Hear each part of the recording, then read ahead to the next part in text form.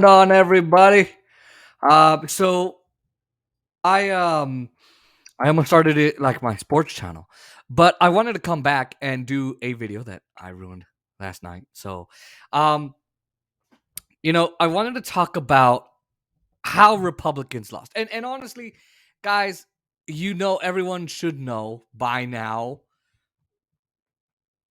that I don't like either party. Um, both parties are corrupt. Both parties work for big pharma. Both parties are Wall Street goons. Both parties are serve the business class. They're just absolutely awful. Whoever you voted for the oligarchy. You voted for nobody that's going to solve any of the problems that our country actually has. Like uh, uh like homelessness, like veterans on the street, like veterans who don't have housing, like 500,000 people sleeping on the streets. Anyway, so we have a lack of healthcare. 80% of people are living paycheck to paycheck, like my family, right? So that's what people just don't understand. Mm, so good. So if you voted for them, you voted for the entire oligarchy. You know, a lot of people are gonna get mad that I'm saying that, but I don't really care. Um, However, I did say I was gonna talk about how the Republicans failed, and I think there's a few things that I can say in summary of what happened on Tuesday night, because the Republicans were supposed to take at least 25 seats in the House. They were supposed to take at least two more seats in the Senate, maybe even have 52 to 50, 54, 55, 55, 56 seats. And they didn't. And right now, the balance of power is still being decided. Still being decided. So, look, no matter what you voted for the oligarchy. Nothing's going to change, right? So, the military, the defense contractors, the Wall Street banks, everyone, all of them are still, no matter what, each one of them are going to get served. You're not going to get served by either party. So, for those Republicans said, "Oh my God, these people are so stupid. They just want high everything, high taxes, high this, high that." Your Republicans are going to do the same shit. So F off. So one thing I think that really made them lose was their candidates. A lot of these candidates, there's two parts to this. One, they were so unlikable. Herschel Walker's not that liked. Joe Lombardo here in Vegas is absolutely unpopular, deeply unpopular. No one likes him. No one likes Adam Laxalt. So no one liked Dr. Oz, who, by the way, most of the shit he says on TV has been debunked as witchcraft, crazy, absolute craziness. And they barely won. John Fetterman barely beat him. Barely beat a dumbass fake doctor. And he says he goes in to do surgery. If he does, he knows better. But he wasn't liked. Nobody but DeSantis was actually liked. Because DeSantis, he's a crazy madman, but guess what? He's super charismatic. And that's what people gravitate towards. It's the truth.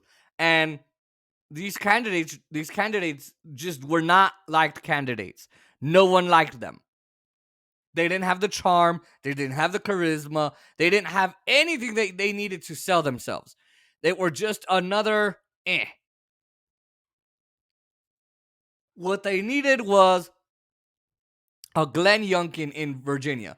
Remember how we went over that race and how they tried to blame the left? Well, he was with the Carlisle group. He really didn't have a huge load of baggage going for governor of Virginia. He really didn't. He didn't. And he, you know, um, how do I put this? he didn't have that awful baggage that Herschel Walker had, that Dr. Oz had, that Lauren Boebert, that all these guys have. And he was just a plain, flat, vanilla person talking about policies. Yeah, talking about the culture war. But guess what? He was kind of likable. They need to go back to that in the Republican Party. Now, number two, the election denying crap. Look, I don't know that there were any irregularities. I don't know in the voting. I honestly, I don't think there were. However, I wouldn't be opposed to someone pointing it out to me. The point is, you're doing what the Democrats are doing. The Democrats, and we're going to go over it here on the show, we have to go over it, have denied elections over and over and over and over and over again. They denied the 2000 election, the 2004 election, the 92 election.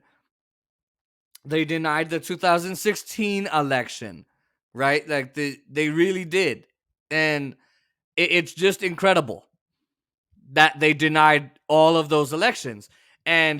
But you can't talk about the 2020 election. If you do, you get censored on YouTube. You get shut down for misinformation. You can't even play Trump denying the election because the Hill got struck for that. So, it's just so funny that Republicans are doing what the Democrats are doing and denying an election that happened 2 years ago.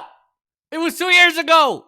If you're so mad about it, instead of saying, hey, the election was stolen.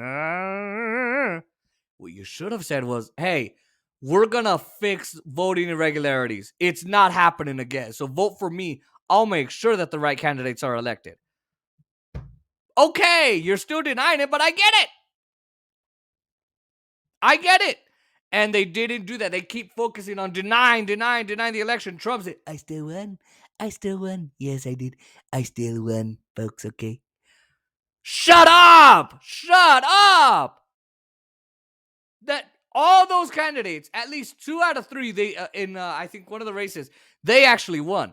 But most of the candidates, 95% of the candidates that denied the election, I'm so tired of this. That's why I'm yawning. All of them that denied the election lost.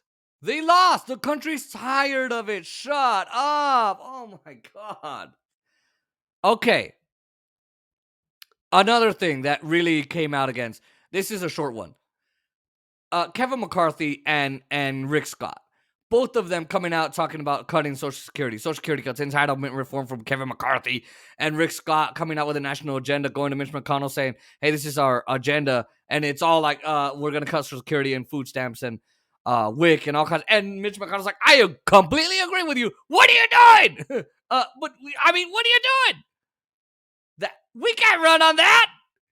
And that's exactly what Rick Scott wanted to do. And Kevin McCarthy's dumbass coming out and said, well, we got to do entitlement reform. I love how there's entitlement reform. Democrats and Republicans talk about it. Entitlement reform when it's us, regular people. But when it's Wall Street, there's no entitlement reform. No entitlement reform with Wall Street. But with us, entitlement reform. Entitlement reform. Whatever. Anyway, that I think really came against the Republicans. It should have come against the Democrats too. Another thing that happened was abortion. Abortion really killed them because the Democrats didn't run on the economy. They couldn't run on the economy. How could you run on this terrible economy? Joe Biden didn't raise our wages. Joe Biden didn't give us stimulus checks. Joe Biden didn't do UBI, which is stimulus, or non. But Joe Biden didn't give us more jobs. Joe Biden didn't help poverty. Joe Biden didn't increase the median wage. He didn't get people off of food stamps and welfare and Social Security. He didn't do any of that. They didn't talk about healthcare. But what they did have was abortion, because what did the Supreme Court do? Get rid of it. And the Democrats said, oh, yay, fundraising dollars. And what do? They fundraised and marketed the hell out of abortion. Oh, Adam Laxalt wants to get rid of abortion. Joe Lombardo wants to get rid of abortion. Dr. Oz wants to get rid of abortion. Amazing. Amazing, right? And, they ran into this wall because they proposed a national abortion ban. Do you know how deeply unpopular that is? Honestly, really? That's super unpopular. And you're saying, "Oh, we need to do a national abortion ban." Are you serious? Really? Oh my god. It's man, honestly, they like get me. They really do. And so the Democrats run great ads with that, even though they're not going to do anything. They win 2 seats in the Senate, they keep the House. They ain't doing anything with abortion. I'm telling you right now, they won't. They won't. So, man, I mean,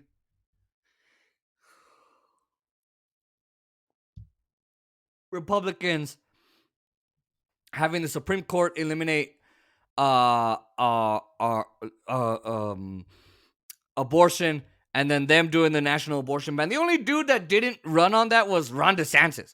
He absolutely agrees with the national abortion ban. He absolutely agrees with 15 weeks, but he says, "Nah, I'd rather do 6 weeks. You can't abort after 6 weeks."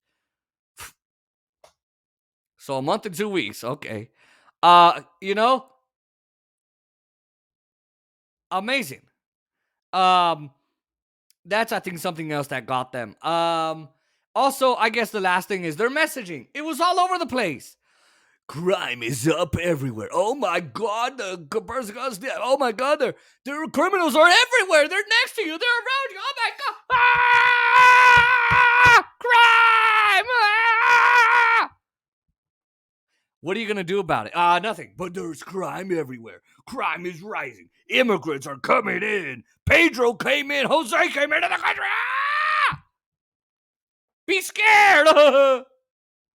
But they didn't provide any policy. What are we going to do about crime? What are we going to do?